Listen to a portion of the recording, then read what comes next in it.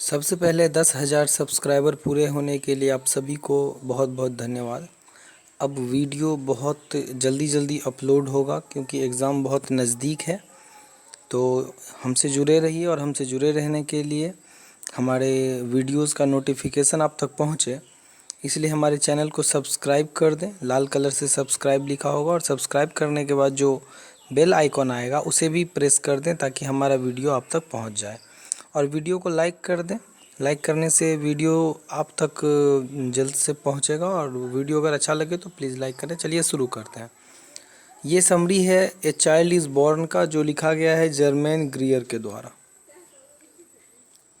A child is born is a wonderful social essay. A child is born एक बहुत ही अच्छा सामाजिक निबंध है। चाइल्ड इज़ बॉर्न का मतलब हुआ कि जब एक बच्चा जन्म लेता है। जब एक बच्चा जन्म लेता है तो कैसे जन्म लेता है, क्या होता है, वो है it has been written by a famous feminist writer Germaine Greer. ये एक प्रसिद्ध फीमेल राइटर जिनका नाम है जर्मेन ग्रियर, उन्हीं के द्वारा लिखा गया है। The theme of her story is related to the social and cultural aspects of life of women. इस कहानी का जो थीम है, इस कहानी का जो आधार है, विषय है, इस कहानी का विषय महिलाओं का जो सामाजिक और सांस्कृतिक एस्पेक्ट्स हैं, महिलाएं जो अपने समाज से और अपने संस्कृति से आकांक्षा करती है, आशा करती है, उसी के बारे में है। The present essay has been taken from the collection of sex and destiny. ये जो ऐसे है वो एक बुक है जिसका नाम है सेक्स एंड डेस्टिनिटी, उसी से लिया गया है। दोस्तों, इस समरी को आप लोग अपने कॉपी में उतार सकते हैं, स्क्रीनशॉट लेकर के उतार सकते हैं, और मैं जो समझा रहा हूँ वो आप अच्छे से समझ लें। तो एक अच्छे से समझने के बाद ये समरी आसानी से याद हो जाएगी आप लोगों को। चलिए आगे चलते हैं।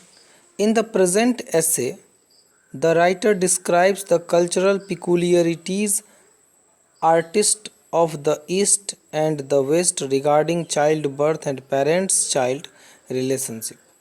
इस ऐसे में लेखक वर्णन करती हैं कि किस प्रकार हमारे पूर्वी देशों में या पश्चिमी देशों में बच्चों के जन्म लेने से संबंधित कौन कौन सी समस्याएं उत्पन्न होती है और माता पिता और बच्चों के बीच कैसा संबंध होता है, उसी के बारे में वर्णन करती है।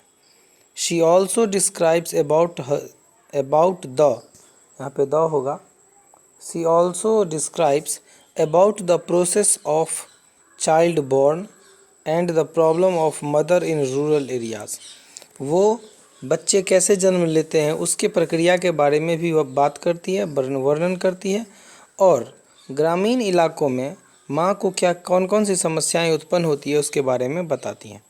According to the author, There are many ways of child born। लेखक के अनुसार बच्चे के जन्म के बहुत सारी विधियां हैं, बहुत सारे तरीके हैं। Some of them are different to one another। उनमें से कुछ एक दूसरे से अलग हैं। So that the mother does not have mental burden। इसलिए माँ को mental burden नहीं होता है। लेकिन गांव के बच्चे जो जन्म लेते हैं उसके अलग अलग तरीके हैं। लेखिका के कहने का मतलब ये है कि some of them are different to one another. उनमें से कुछ जो जन्म देने के जो तरीके हैं वो एक दूसरे से अलग हैं। So that the mother does not have mental burden, ताकि माँ को मानसिक दबाव न हो सके। ए वोमेन हैज़ टू फॉलो, यहाँ पे TO2 होगा, ठीक है, TWO2 दे दिया है। A women has to follow the religious and cultured activities. और एक महिला को बच्चे जन्म देने के दौरान धार्मिक और सांस्कृतिक क्रियाकलापों से गुजरना पड़ता है। बहुत सारी रस्म रिवाज इत्यादि होती है। अगला पैराग्राफ है, again the author says that mortality of infant and mother in traditional birth। mortality मतलब होता है मरणशीलता, बच्चे जो मरते, इन्फेंट मतलब होता है शिशु, बच्चे, नवजात शिशु। ट्रेडिशनल बर्थ में जो बच्चे के जन्म देने का जो पारंपरिक तरीका है, पुराने ज़माने से जो तरीका आ रहा है, उसमें बच्चे के मरने का और माँ के मरने का ज़्यादा खतरा होता है। In many societies women go to live with their mothers in law from mother's house. बहुत सारे समाजों में, सोसाइटियों में महिलाएं जो है बच्चे के जन्म देने के दौरान अपने सास के घर से, मदर इन लॉ के घर से अपने माँ के घर जाती है आफ्टर मैरिज, शादी के बाद। But they do not become member of their new family until they have born a child. लेकिन वो जब किसी भी लड़की का जब शादी होता है, शादी के बाद वो अपने ससुराल का सदस्य तब तक नहीं बनती है जब तक कि वो एक बच्चे को जन्म न दे। जब वो एक बच्चे को जन्म दे देती है तब वो उस फैमिली का मेंबर बन जाती है। इन द ईस्टर्न कंट्री, पूर्वी देशों में, मतलब अपने लोगों के देश में, इंडिया में, in the eastern country women lose her name and become known as mother of her child born.